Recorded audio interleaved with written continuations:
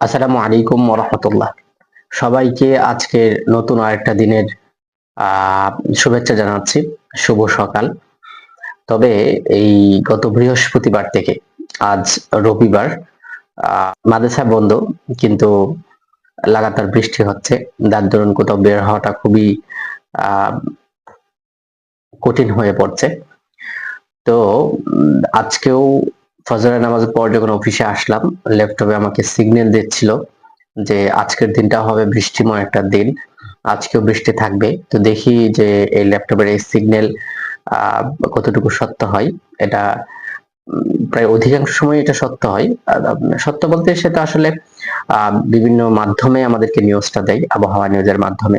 তো স্বাভাবিকভাবেই এটা অনেক সময় আহ তার নিউজ অনুযায়ী আমরা বাস্তবতা দেখতে পাই, আর অনেক সময় বিপরীতে হয়। দোয়া করছি বিপরীত হোক, আজকের দিনটা না হোক, এই 3 দিনের মধ্যে একটু বৃষ্টি ছাড়া কাটুক, একটু বাইরে যেন বের হওয়া যায়।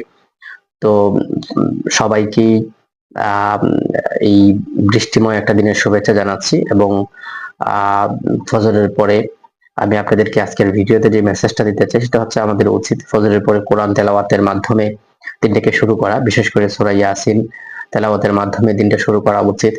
সূরা ইয়াসিনের অনেক ফজিলত রয়েছে।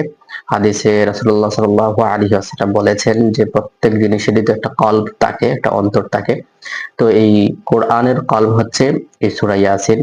তাছাড়াও মৃত্যু পথযাত্রী মানুষদের পাশে যদি কোরআন তেলাওয়াত করা হয়, তাদের জন্য মৃত্যুটা সহজ হয়। এই সূরা ইয়াসিন কেউ যদি তেলাওয়াত করে, আল্লাহ তাআলা তার প্রয়োজনকে আহ পূরণ করে দেন। তাছাড়া ওই সকালটা যখন আমাদের শুরু হবে এই কোরআন তেলাওয়াতের মাধ্যমে, আমাদের অন্তর সারাদিন প্রশান্ত থাকবে।